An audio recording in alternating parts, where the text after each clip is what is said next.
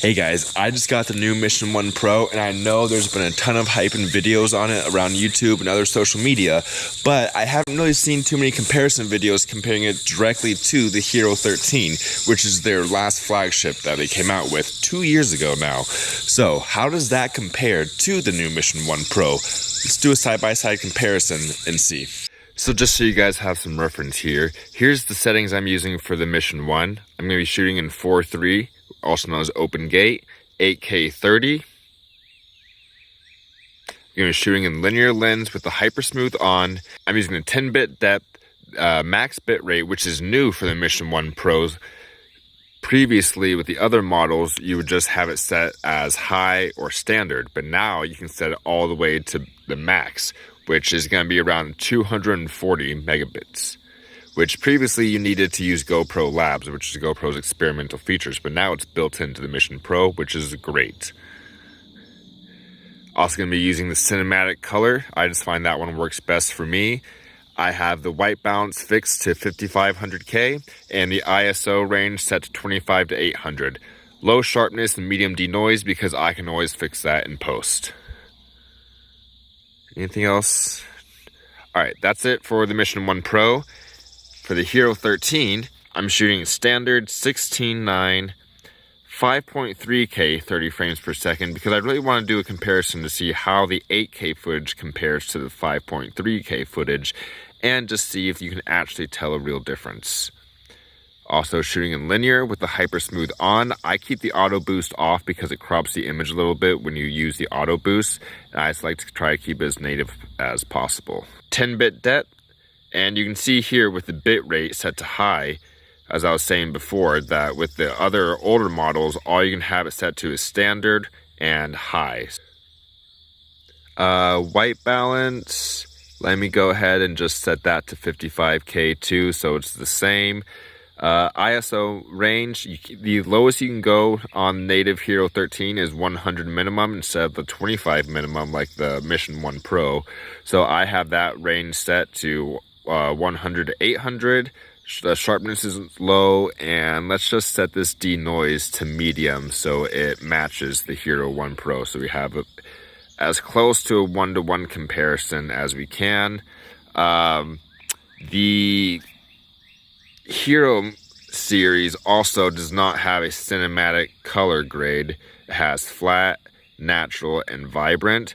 I'll go ahead and just use natural because that's the closest to cinematic as I can get, and man, my phone just does not want to focus on this, so sorry about that. Alright, enough about the specs, let's start doing the actual side-by-side. And one more quick thing before we get started that I want to showcase is just how much faster that processing is with the Mission 1 Pro because they have that new chip in there. Watch how much quicker it turns on compared to the Hero 13. Press that, ready to shoot.